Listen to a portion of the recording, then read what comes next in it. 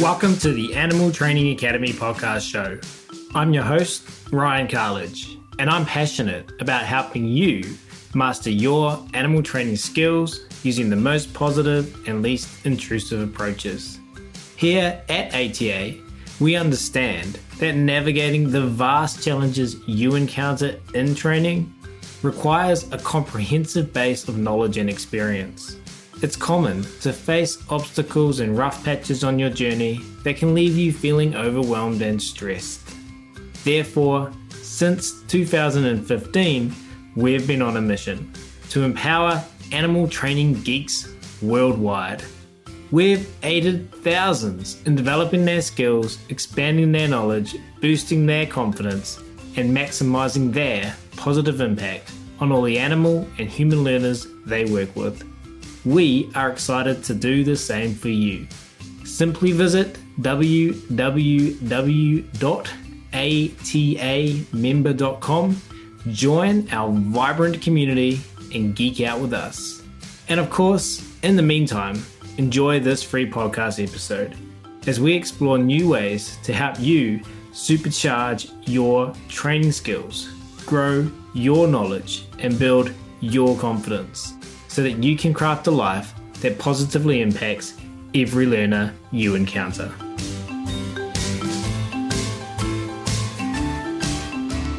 But we will start today's episode where I'm thrilled to be talking to one Danielle Beck.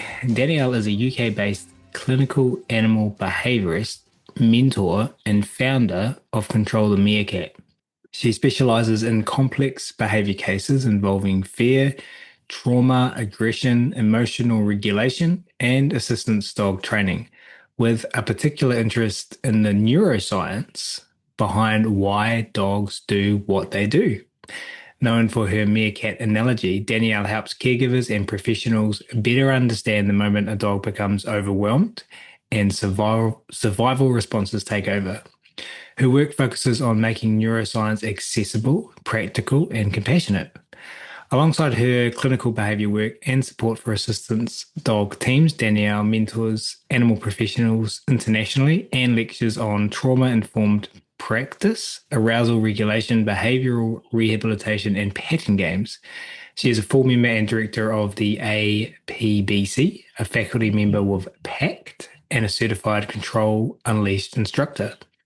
As an assistance dog handler herself, Danielle is passionate about creating psychologically safer, more inclusive spaces within the animal behavior world, helping both humans and dogs feel less overwhelmed and less alone in the process. So without further ado, it's my very great pleasure to welcome Danny to the ATA podcast show today, who's patiently waiting by on the other side of the world. Danny, thanks so much for taking the time to come and hang out with me at Animal Training Academy. Absolutely. I'm so excited to be here. It's a huge honor. I feel like I finally made it. You've been on the list, air quotes, the list, which I have a long one on my computer for a long time. And you're our mutual and cherished Leslie McDevitt.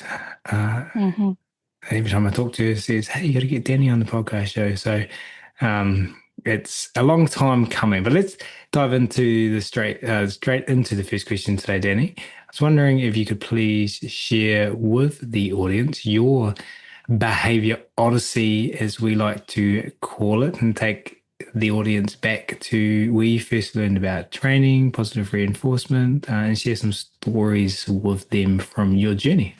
Yeah, absolutely. I feel like when you had like some like background music thing about back in time, like it's a good idea, actually. I should do that. Yeah, I think like flashback scene. I mean, I've been obsessed with animals, like most of us in this industry, from a kid, and I've always wanted to be able to talk to animals.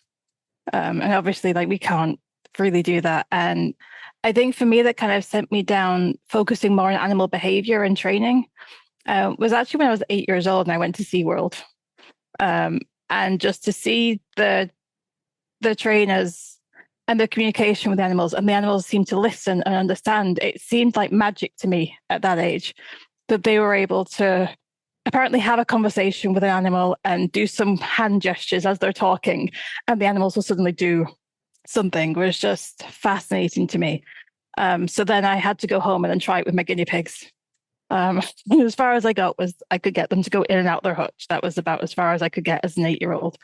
And then time kind of went on, and I wanted to focus more on and the more exotic animals. I was having a bit of a hard time as a teenager, so I kind of dove into like reptiles and things because I wanted something that was a little bit different, something that would kind of keep me here. So I kind of went down. Reptiles were a big thing of mine. And my iguana Dexter was the first animal that I started to train properly positively. He had a target stick. He was toilet trained. He would kind of climb up me. He would do little circles and spin, and he would go in and out of carriers and stuff. And I was like, I kind of want to look into this a bit more. And it was around the time where I was starting college type things. And everyone kind of pushed me towards like a normal college that just didn't really suit me. So I ended up dropping out of that. And then I found an agricultural college that they did animal care. And that was the first moment where I was like, oh my God, you can actually make a career out of doing something animal related. Because up until then, there wasn't really a lot around. It was like a vet or zookeeper. An animal trainer just wasn't really in the mix. So when I started that course, I got to volunteer at Blackpool Zoo. And I was on the mammals section. And I remember the sea lion keeper, he was called Kevin at the time. And he'd been there years and has such a wonderful relationship with the sea lions. And he was showing me some of their stuff. And I'm like, well, how do you teach him that? And then he kind of started to really show me a bit more about the positive reinforcement that linked back to the SeaWorld analogy that I gave earlier. And everything kind of grew from there. And I'm like, okay, I want to train animals. I want to stay in the zoo world. I then went and did a degree at Bangor University in zoology to kind of further that while I worked there, or while I studied there. I worked part-time at a safari park, where again, you're immersed with people that know how to communicate with different animals. Everyone's got their own different ways of doing things. The closest I came to training there would have been just kind of like holding a banana out of a Jeep while in reverse, trying to lure the giraffes back into their enclosures. So it was all kind of law and reward type stuff. So it wasn't more formal training, but it was still widened my eyes. Then they talk about like the husbandry things. And we're going back to like 2007, 2008 here. So, and at the time in that zoo, the positive training was more in like the sea lion section. It hadn't really filtered through a lot to the large mammals. It was starting to, and they're discussing like husbandry things. And then my sister decided to get a rescue dog as a friend for her dog, who ended up being my dog. And he changed everything for me. I was like, well, you know what? I've worked with, I'm working with like hoofstock at the minute. I've worked with wolves and stuff in the past. And I'm like, how hard can a dog be? Well, hard. And because of his complexities and the way that he was, I took him to a training class where they sprayed him with the water pistol. And that didn't really fit right to me. It was the first time that I had ever seen anyone use anything kind of aversive when it came to work with animals. Everything that I had witnessed in my zoo work had always been positive based, because we were very aware that these animals, like, we can't make them do things. Like, they're huge. There's usually protective contact. We can't always like move them into position. So I'm like, why are we doing this to dogs? So that kind of turned my studies onto dogs. And then I went and did a master's to kind of help solidify that. I still had to do a bit of stuff for my master's on reptiles, and that was in stress related stuff. So that's kind of a really short, wiggly straight as to how I've got here, and how I've gone changed to dogs is all because of that one particular dog. And what is your master's in? It was in companion animal behavior counselling. Right. So I did the top postgrad with the wonderful Dr. Anne McBride, who is the chair of the APBC at the minute. She is such an inspiration, and such an amazing lecturer, and her knowledge is incredible. And I saw her at a conference speaking, and it was watching her presentation, her enthusiasm and her knowledge for understanding the emotional needs behind why animals do what they're doing. I was like, oh, I want to learn from you. Like, I want you to point me in the directions of where I want to go. And then when I topped up to masters, I had to do something that was still reptile related, because there's still a huge passion of mine. So I focus on green iguana stress. And stress has just been a passion of mine, of figuring out what stresses the animals and the underlying emotions. And that's kind of pushed everything else that I've done over the past 20 years. And Dexter. What was Dexter? Yeah. This is my green iguana. Oh, Dexter is still your green iguana.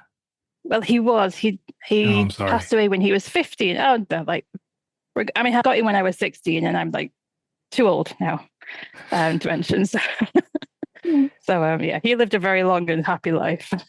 It's such an interesting species to begin your training journey with. I can't even think of anyone in 280 episodes who started with a green iguana. Like my parents at the time, like we couldn't have cats or dogs, but lizards they were happy with, and they kind of became a huge passion of mine for the next few years. And when I was at university, I was house sharing with a few other reptile fanatics, and we had about 40 lizards in that house, all in different enclosures. Some of them amazing, some of them not so, as you learn as you progress. So I sat to see lots of everyone had different opinions, but I always wanted to find a way that I could communicate with species. And I believed that everything had a sentience to it. And that if you show some element of predictability and you find out what motivates them, you can probably teach them. And for me, I just wanted to make sure that animals weren't scared of me. And target training and stuff station training seemed to be a good way of doing that with this is what I want you to do. And if I can make that predictable. And I think starting with an iguana, they moved on to my bearded dragon, who wasn't quite as easy, but he was still quite fun. It made it a bit easier when I came to dogs. I was like, oh, you guys like really get it. In 2026, reptile training is, I mean, leaps and bounds compared to where it was in 2007, 2008. But I think for many is still depending on your experience and background. But for many, I would say is still like an area where it's not done, or there Mm-hmm. is still some pushback's not the right word, but just non-belief, I would say. Like maybe Yeah, like I think they're still seen as very slow and not very smart. Everyone always kind of thinks lizard brain, like they're just going to move too fast. They're going to be like really threatening, or they're going to be in that kind of they're going to see you as prey, or predators or whatever, depending on which species you work with. But I think they're a bit different to train. And I don't think like you could really get one doing agility or something like that. But as far as just like target training, station training, um, lots of basic type stuff, we can definitely do with them. And it's nice to see more people kind of branching into that sort of side of things and just going, once you understand learning theory and how that sort of works, it can apply to all species. the saying when you say lizard brain and something as a for a large segment of my journey uh, as a primarily bird nerd and what's the term? Bird brain is the same. Yeah, Um, yeah, yeah. Because birds are just flying reptiles, right? Like they're cooler reptiles. Stuff cool, I the say. feathered ones. Like, um, because I don't think an iguana's quite got the intelligence like a macaw or an African grey, but I think the similarities in the way that they work and their motivations for doing things. But I think the biggest difference is most of you birds tend to be a bit more social, so that the desire to have some sort of communication might be a little bit stronger. yeah, well, the as you were talking about that, the saying, and I don't know who said this, but the saying, and you might have heard it, came to my mind. You can't judge the intelligence of a fish by its ability to climb a tree. Yeah. Was it Einstein? Was it Einstein that said that? Was it? Well, I'm going to have to I Google that. remember that quote. I use the quote in some talks of mine, and I have a picture of a mud skipper climbing a tree. Do you? Yeah, just That's as a, hilarious. and I'm like, well, if you're a mud skipper, you kind of can climb a tree. But I can't remember who it was specifically. But continue. Well, I was listening to a podcast the other day, and the guest was one of the astrophysicists who came up with string theory. Oh wow. Yeah, like so super interesting guest to listen to. But the podcast host was like, is it possible? This is the question he asked. He said, is it possible that we are just in a simulation. And Oh, his logic was that people can take hallucinogenic drugs and then they can see people or they can like hmm see realities that aren't there. And he's like, our brain is so easily manipulated to sense a different reality, and our reality is so fragile hmm that makes me think about the fact that this might not be real. yeah. And the guy's like, yeah, but if you think about human perception and the fact that we can't see ultraviolet or infrared, like what we hmm perceive is so minimal. And it just Yeah. really made me appreciate like the difference reality that reptiles, hmm especially reptiles, because they're so different. But like all Yeah. species, even dogs, just the sense of Yeah. smell. Like, I would love to experience the world from like different species. Like I would love oh to have God, it'd be like the so much perception of fun. like a cuttlefish. Could you imagine having like the perceptual Cuttlefish. ability of a cuttlefish What and are the just seeing all perceptions the of a cuttlefish? I'm just thinking like all the ways that they like the skin cells, the chromatophores kind of change colors and Yeah, they can maneuver I like didn't know and that. they I'm sure they can see like ultraviolet rays and stuff. And I'd love to kind of see the eyes through like a cuttlefish and maybe go to like a chameleon and then maybe like a hummingbird or even like Yeah. a bee and just see like all the ultraviolets you mentioned and the infrareds and all the colors and the smells and stuff that we can't see or even aware of. It's almost like we're going through life just missing this huge amount of information that our animals are also aware of that we're not. That sometimes like when they're reacting to something and we can't quite figure it out, it's that they could genuinely be seeing something that we can't see. And they're like, oh Hmm. my God, like how dumb must we seem to some of them when they're like, what, you Yeah. can't see that right now? Yeah. Like, And like they would, I'm assuming they just wouldn't have that perception to kind of think in that way, but maybe they do. Um, but also like the what excites me about think this conversation, thinking about that is the universality of the laws of behavior to all of these species, regardless of their unwelt and how they perceive the world. And so it's so clear to me that reptiles are like the same as us yeah, in that way.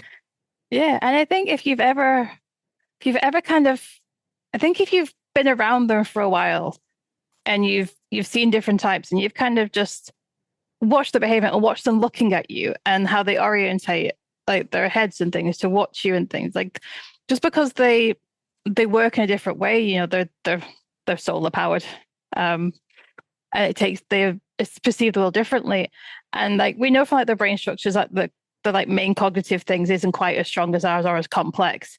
But we don't know how much they actually perceive and what their thought process like we can never know that with any species. But I do think the more time you spend with them and the safer you are for them to be around, the more of these little quirks and things that you'll see. And like my iguana was just amazing to kind of have around and to observe.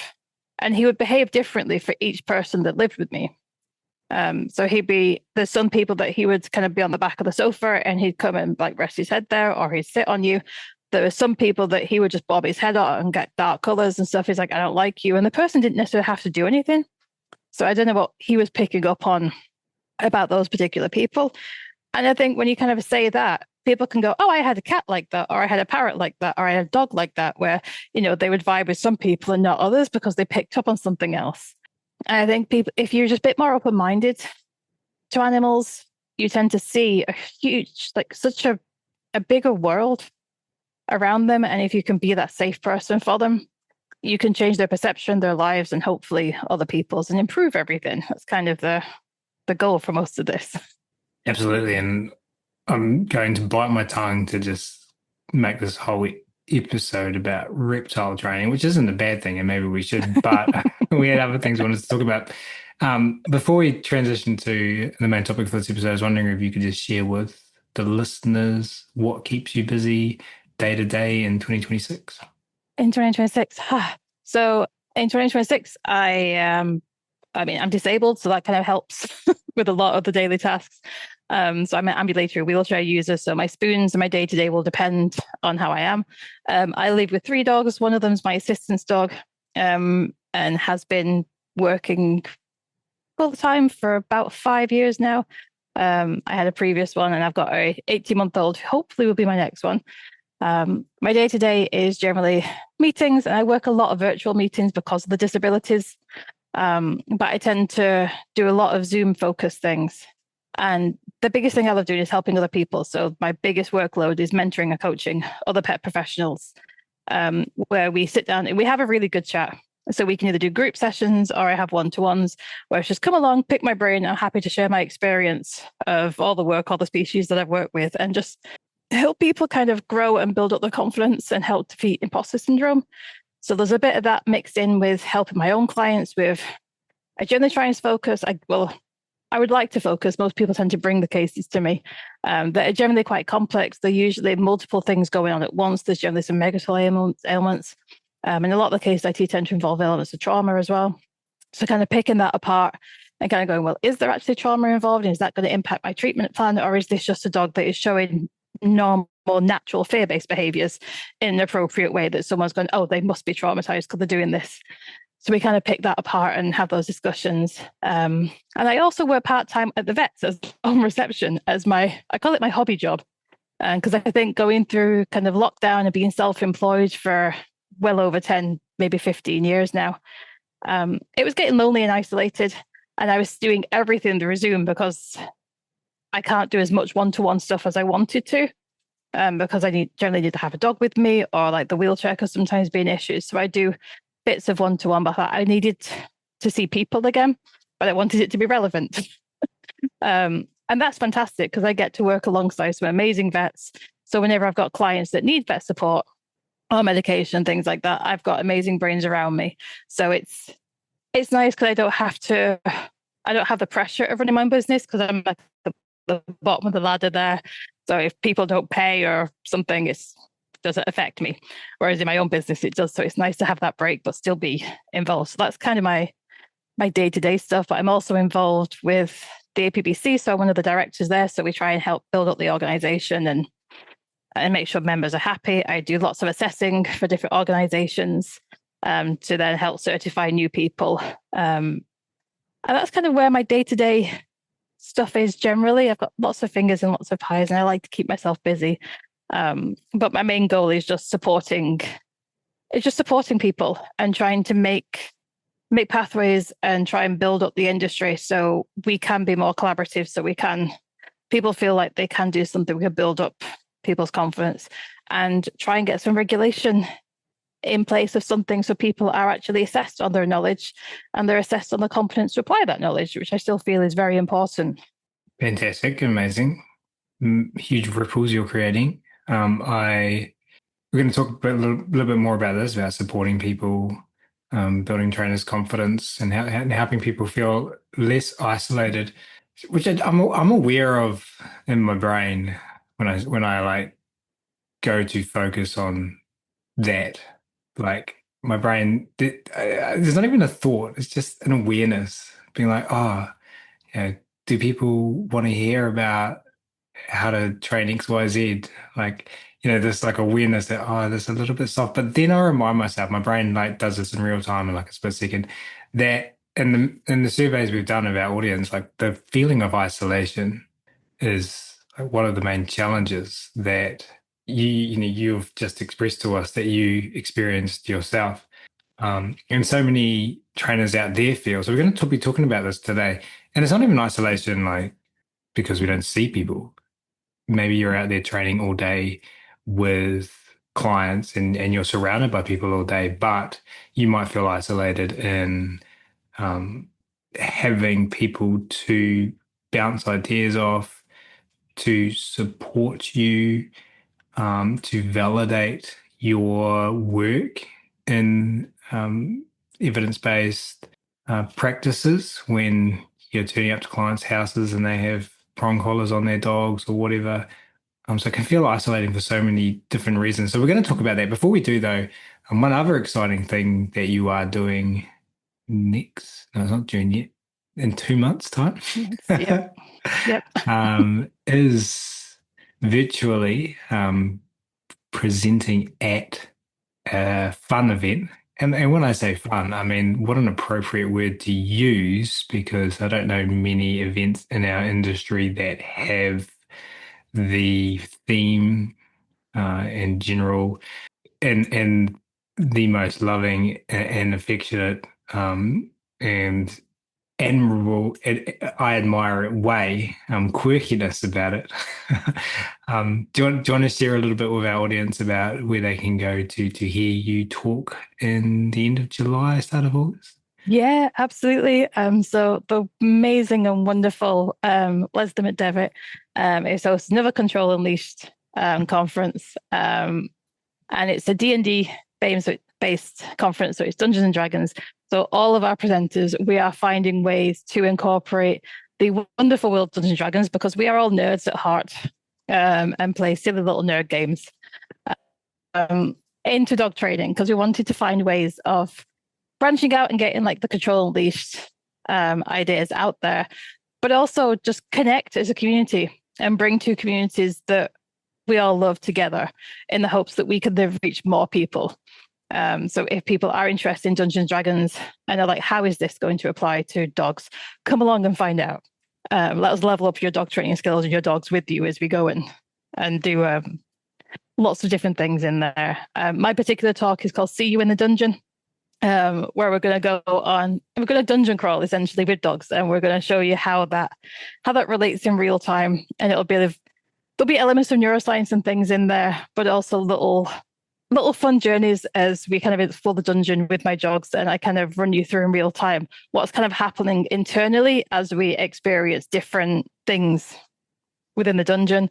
Other presenters are doing things on like grounding and breathing work and other pattern game based things. There's like a little D&D campaign for people that are going in person. I would love to be there to mix with everyone, but I can't.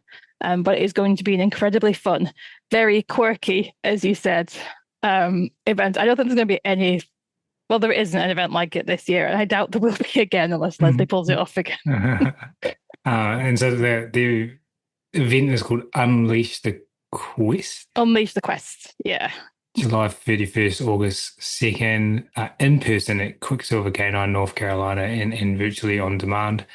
And you guys can find out more about that at www.conferenceunleashed.com. And there's some fantastic speakers and talks and things happening there. So amazing.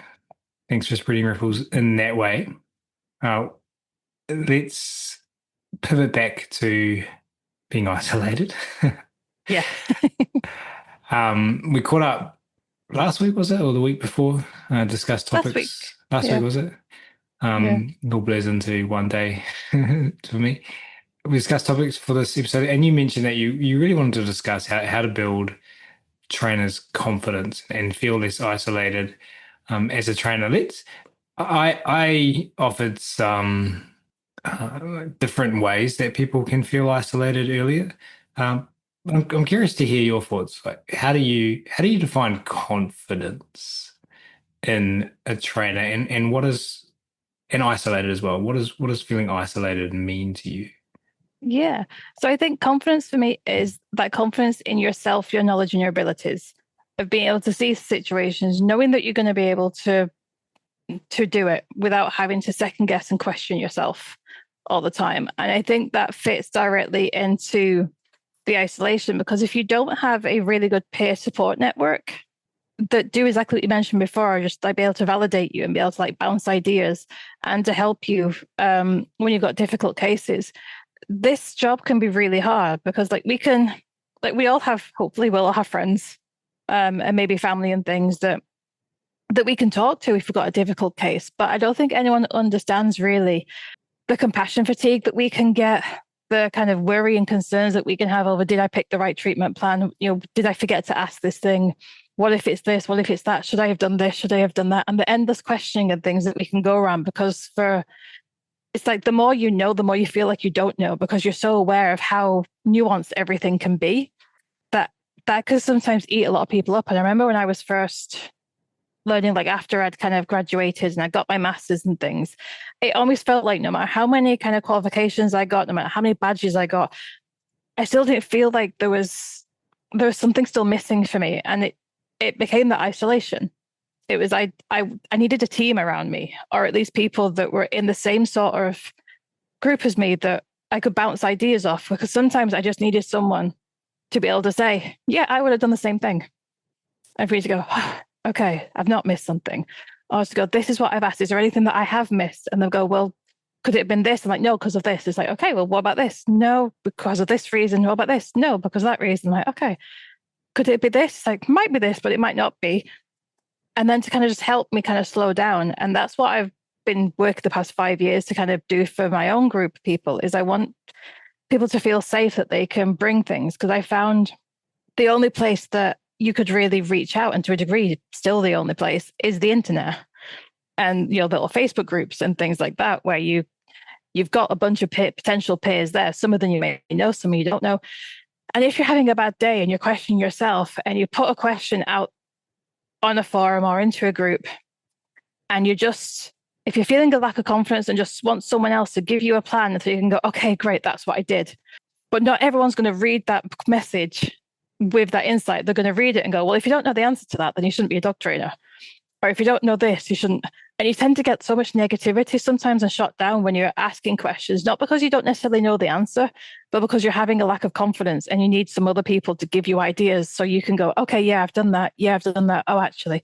And I see these conversations all the time, and they haven't really changed that much over the past 5 or 10 years, where people will reach out for help, and you'll always get people that will try and shoot the person down and go, well, you shouldn't be taking on a case like this if you don't understand it.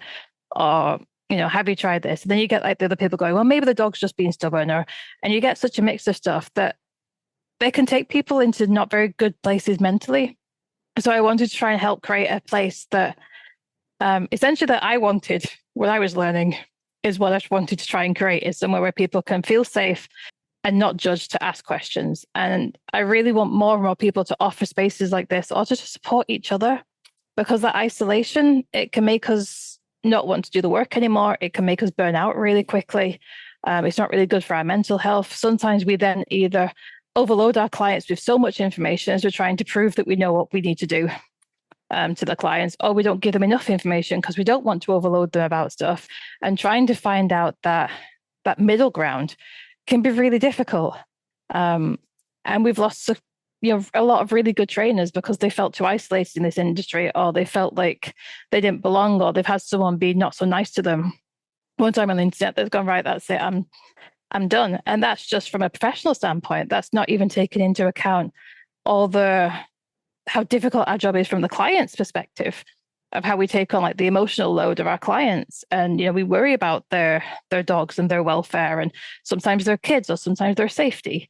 And there's so much to consider. And there's not really any other job like it where you don't have extra support. The closest we have would be people that do like, you know, actual kind of counseling and stuff for human clients. And they have to have supervision quite often, where they are checked on, where they're made sure that they're being looked after, and they get that peer support supervision to discuss their cases and offload. We don't get anything like that in our industry. And I think that can be quite problematic at times.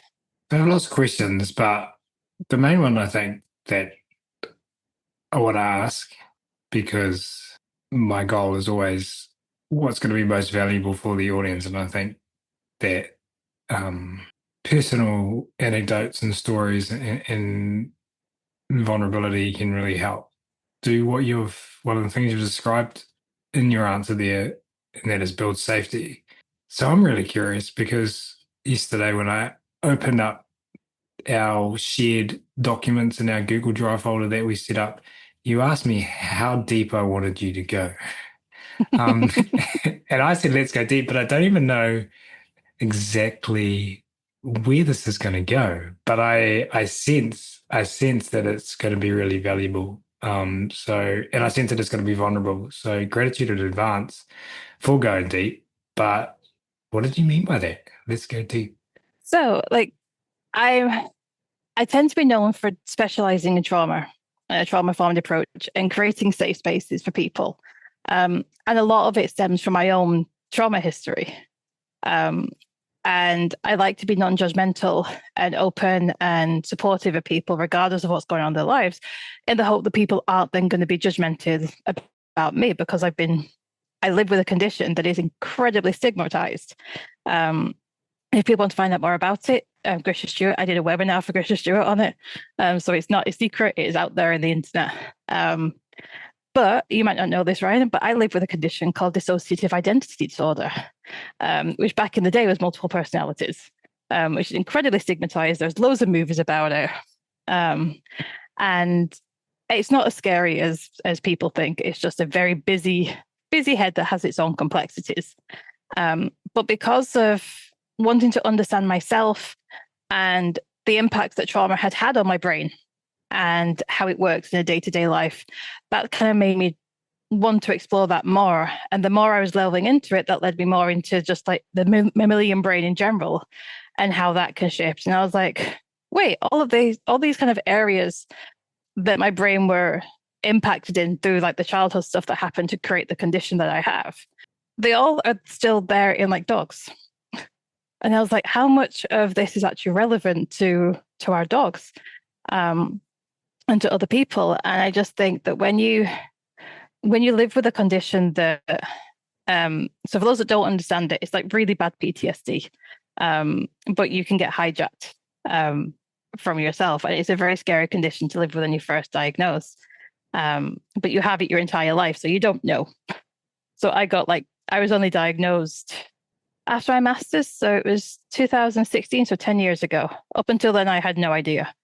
And I think when you have neurodivergence, when you have differences and you see the world differently, there's a vulnerability there and a risk that if you expose yourself, if you tell people, there's going to be even more stuff that's going to impact you. And I was so worried that if this got out, that I would be discredited as a professional, that my master's degree would mean nothing, that my zoology degree would mean like the 10 years I already had of helping and supporting animals would be suddenly taken away from me because of something that I live with that isn't my fault. It's something that was done to me. And I think there's a lot of people that have similar conditions, similar neurodivergences, where they feel that could be a block to them. And I have people in my mentee group where they're like, oh, well, I've got ADHD, so I can't do this, or I'm autistic and I can't do this, or there's another condition they have like dyspraxia or dyslexia or whatever it is. And it's a block for them, which very much these blocks are real. But I want to try and help support people to work around them and go, okay, well, what can we do? And how do you learn? And what can we do to kind of help build through? And I always try and approach things from a compassionate, non-judgmental sort of a approach to kind of really help support people. So that's a little bit, and I'll let you take that wherever you want to go or ask whatever questions you want. And how people work around them. I'll give you a personal example as to why. And so I've got two kids, 6 and 2, and an international online animal training academy. And then I've also got lower back problems. And some other, I've had some other health concerns, and I remember I have at times fallen to the ground and not been able to get back up because my back's given out. And I remember sitting there with my chiropractor and him saying to me, so what I would recommend is these light stretches and some yoga. And I laughed and I'm like, not going to happen, mate. Like, I do not have time. I just literally do not know how or where I would fit in anything like this. And then I've got a history of prostate cancer in my family. So I started getting prostate checks, which led to blood tests, which highlighted just my cholesterol levels and my markers, which could be indicative of heading towards diabetes. They weren't like major, but they were like, oh, you should probably pay attention to those. And the doctor saying to me, so I recommend probably to start to put more exercise into your life. And I had the same reaction that I did to the chiropractor. But anyway, I have lost 10 kilograms over the last 12 months. I've got a walking pad, put it in my office and use it nearly every day so I can walk and work it and exercise at the same time. Found a way where I can fit in weights which is walking from my office to my house. So I'll just do some dumbbell presses as I walk up there. Amazing. Um, but then I realized since Summer was born that for 5 years, the only obstacle was myself Hmm. because all of these solutions existed, but they were not accessible because I said, I just don't have time. Hmm. And I've become ultra aware of my own limiting frame. Yeah. I think we get in our own way all the time when it comes to this stuff. And so when you talk about the ADHD stuff, and then I think about my work, and and I think for animal training that we can learn the mechanics of how to use a clicker and what to do with our hands and utilizing different reinforcement systems, and that's really important to clean training and getting results. But I think what's equally important is being able to be creative and be able to brainstorm effectively. And so that's really important to what I teach and how I work. But then I realize that people have different brains, and Hmm. and I think one of my weaknesses is remembering that, especially like different people on the scale of neurodivergency, and like, so for some people it doesn't make any sense, I don't think, to be like, but why would we think about this? Because I don't have time, and then I realize I do that myself, even though like I preach that's so hard. So I'm really curious to hear, like, how do you help people work through this? How did you work through this? These blocks that you said.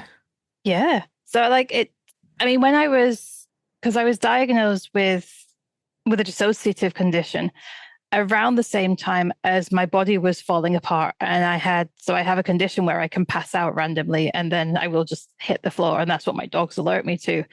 But it also comes with a lot of fatigue-based things and some mobility issues. Thankfully, I don't have the chronic pain part of it, which is a blessing because I know a lot of people do. And it got to the point where like I was a workaholic and I would happily pull like 78 hours, 80 hours weeks. Like work was my life. And then I had my son and I was trying to balance work, life, and a marriage at the time. And then everything got too much. And then I separated from my husband. So then I was a single mom. And then I had like 3 jobs. And just to kind of pull everything, I was just constantly doing something all the time. And then my body, it just went, like, no, we have to stop. And it takes you to some really dark places when you go from being someone that a whole part of their identity is their work and their success, and that kind of having that drive to keep doing stuff, to suddenly have your body essentially betray you and go, no, you can't do this anymore. And I remember I fought it so much. My sister lives in Switzerland and we were snowboarding and I got separated from the group and ended up passing out on a mountain just before a blizzard came in. My sister found me covered in snow. Like, it was not a good situation. So that was a bit of a wake-up call for me, of actually my stubbornness, my drive to keep going, and my determination and spite, essentially, of like, you can't tell me I can't do something. I will keep doing it. Like, essentially almost ended in disaster. And I have a son to think about. So it made me kind of take a step back. And like yourself, I'm like, but I don't have the time to do these exercises. I don't have the time to have rest days or to sit down and read a book for fun. Like, I love to read, but if I was reading a fiction book, I would feel guilty that I wasn't learning anything. And I wanted to be reading a textbook or a new training book or something but then it never gave you that time to switch off. And I think going through the therapy that I have done and the journey of going from 70 hours to like maybe 15 when I first kind of all kicked in while we're still messing with my medication and things, was incredibly humbling and almost sent me on a bit of a downward spiral because, like, 4 walls, it wasn't a good time for me at all. It got really dark at times, but I had a wonderful support network around me. Some of them were trainers, others were friends, and just having that collaboration so I didn't feel alone, because isolation, I think, is one of the most painful things that you can experience, especially if you're surrounded by people but still feel entirely alone. And just having someone that actually understands that and go, you know what, I'm not going to sit here and try and cheer you up. I'm not going to sit here and try and pull you out of this. I'm just going to sit with you so you're not alone. And that's what my friends did for me. That's what a few of the colleagues did for me. And just having people there and that would then occasionally come in and they'd bring just like a discussion, go, I saw this thing today, what do you think? And they just try and start to ignite that spark back in me as I'm kind of going, I can't do anything. Like I'm stuck in this thing. I've got these horrible conditions, both mentally and physically. I can't work. I can't do any of the things that I could do. And it was being reminded that actually I could, because I have. Like I have already achieved all this stuff. Like this is just a roadblock. And so I kind of dove into all the neuroscience and the trauma stuff so I could try to understand how my brain was working, because the conditions I live with are all brain related, because my trauma is impacting my body in the way that it literally will stop me from functioning if I get too stressed or something triggers me and things. It's a very difficult thing to live with. So I had to try and create a lifestyle that didn't stress me out, which being a parent and running a business, that's almost impossible. But I just had to relook at situations and the time budgets and go, actually, I can do this. I just have to manage my time better and get better at promoting myself. And the biggest problem is I was a people pleaser. So I couldn't say no to people. If people wanted to squeeze something in quickly on like a different night or an evening or a weekend or something, I would say yes to everything. And I think it was Andrew Hale who kind of said at one of these conferences recently that really stuck with me, whether if you say yes to them, you're saying no to something else. I'm sure it's a quote from something, but he's the one that I learned it from. So if you know who originally said it, if it wasn't Andrew, please credit them. And for me, the one that I was always saying no to was myself, but I had to make myself a priority. And that made me feel selfish for a while. And I didn't like that, but it worked. And then I managed to get myself out of that hole and go, okay, I can't be the only one in this industry that is struggling with their mental health, that's struggling with physical health, that's trying to hide it because we don't want to be viewed as less capable than anyone else. It's just we might need time, budgets are working differently. We might have to work in slightly different ways, but we can still do it.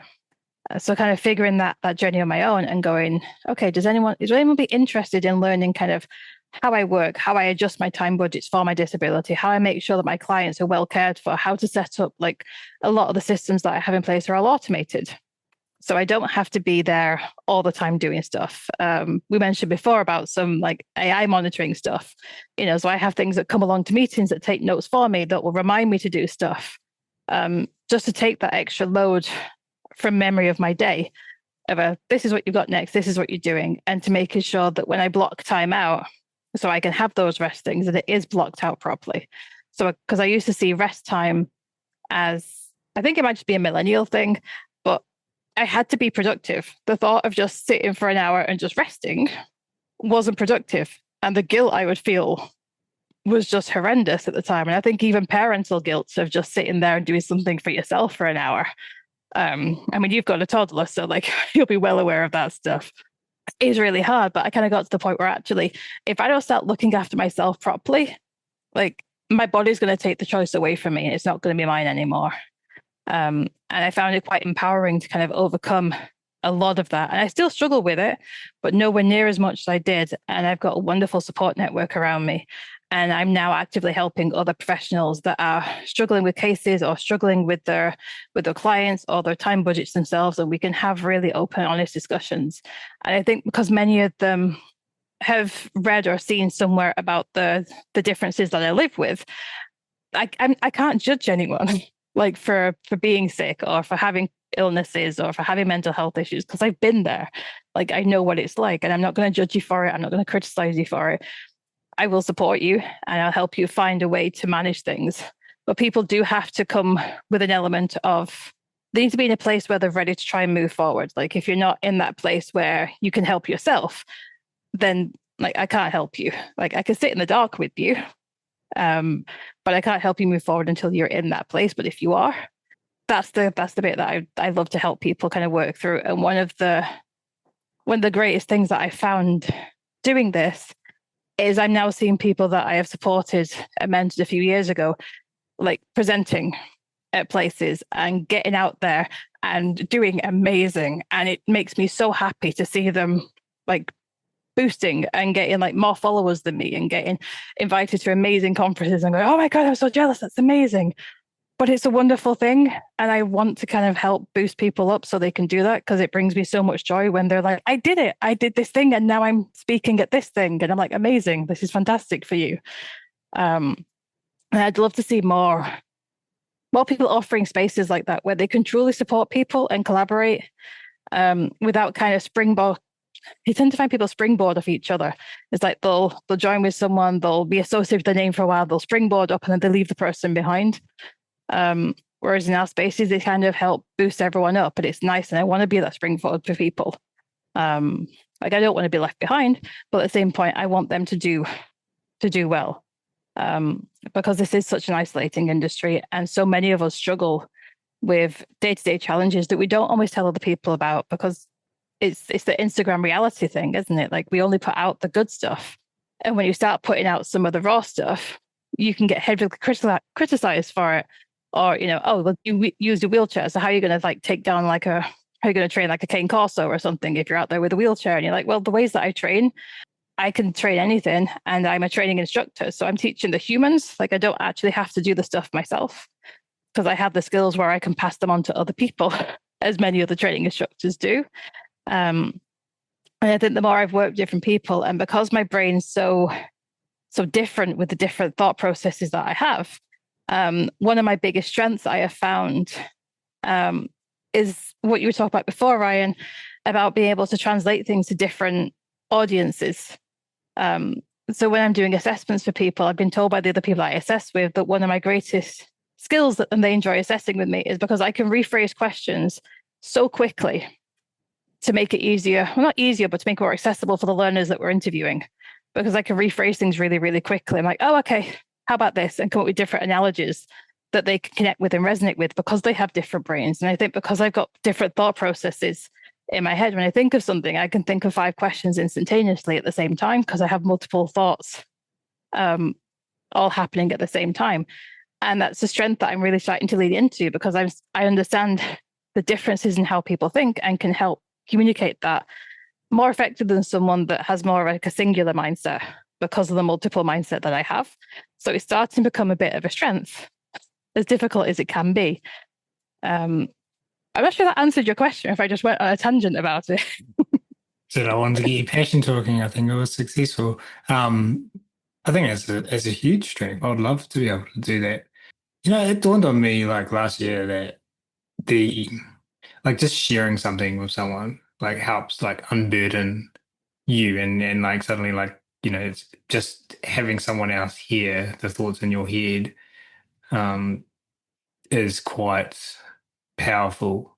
And when you do that, if someone understands your thoughts and can mirror that back to you in whatever way they do, to have that shared reality is quite rare, I think, for like really deep understanding. And so it's probably something we don't think about a lot, but we talk about isolation. Like I think finding people who can really understand your perception on things it is quite a rare thing. And so I think from that perspective, like just last year, I just remember vividly just pondering this, just thinking like that is quite a lonely thought, like that, your perception isn't really, it's hard to find people that can kind of really grasp that and you can share that with, and same for everyone else. Have you seen the movie I Swear? No. Oh, you should watch it. These conversations make me think about it. It's about a guy in the UK who had Tourette syndrome back in like years ago. He won an Oscar, or one of the actors, I think, won an Oscar. My friend was telling me about this. It was so good. Like he sits by like a fireplace, who's sent to a fireplace and Yeah, things. Is it to that eat one? because he was spitting. Yeah. Um, Yeah. yeah, but anyway, the audience, go watch I Swear, because I think it's a beautiful. There's so many things we talked about today, I think, that is encapsulated in such a beautiful piece of storytelling, in a real life story about a real person, who ended up, I understand, being knighted for his contributions to Tourette syndrome and helping people with Tourette syndrome feel seen and heard, because he connected people together that could be like, oh, so you experience what it's like to randomly say the things that they say, which I don't like to laugh. But, I think in the film that they can laugh at Some it. of them are hilarious.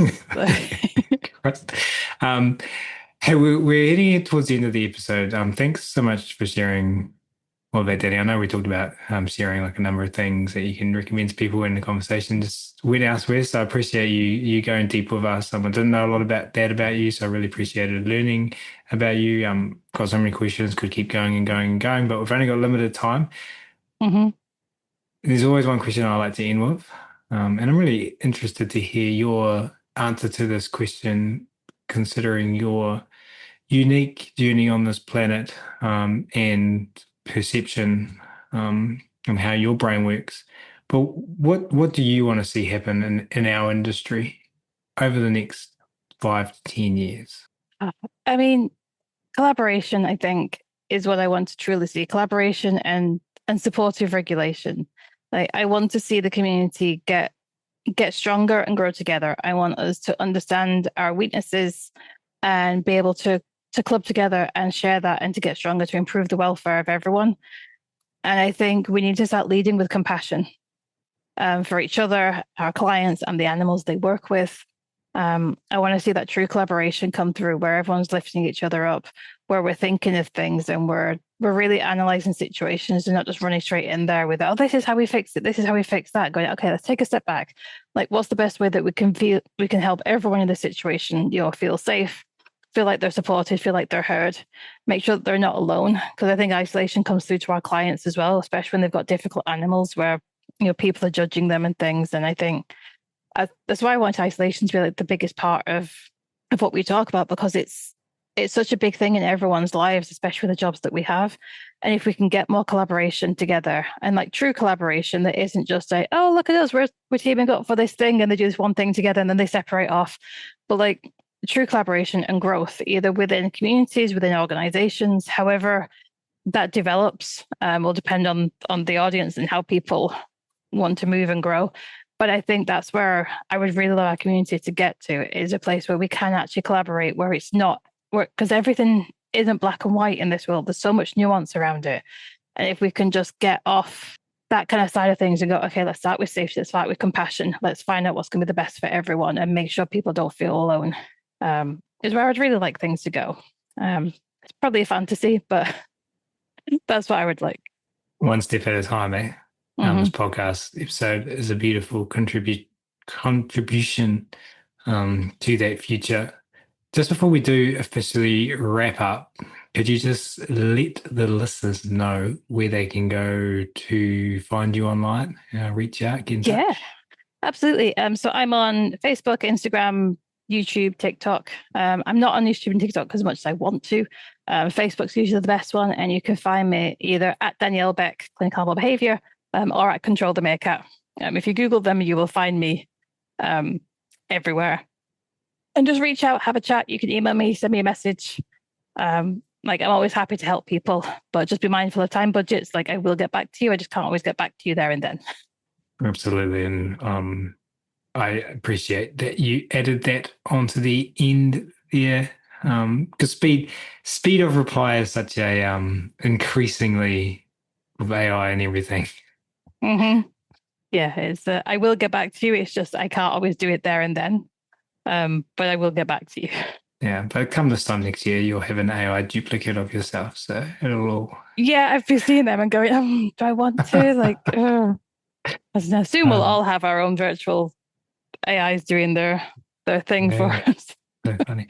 We will, of course, link to all of that in the show notes for you, the fantastic listener. This has been so much fun. So from myself and on behalf of everyone listening, we really appreciate you, Danny, and for taking the time to come and hang out with us on the show today. Super appreciated. Thank you. Thank you. It's been nice to talk about something that hasn't been entirely dog related. So thank you for having me. And thank you so much for listening as well. This is your host, Ryan Cartlidge, signing off from this episode of the Animal Training Academy podcast show. We hope today's conversation inspired you and equipped you with new tools for your trainer's toolbox. Remember, every challenge in training is an opportunity to learn and sharpen your animal training geekery. Embrace the rough patches, learn from them, and keep improving. And don't forget, the path to growing your skills and expanding your knowledge continues beyond this episode. Visit www.atamember.com to join our supportive membership, where you will find a community of trainers just like you. Together, we're making a huge positive difference in the lives of animal and human learners worldwide. Until next time, keep honing your skills, stay awesome, and remember, every interaction with an animal or human learner is your opportunity to create ripples. We're here cheering you on every step of the way. See you at the next episode.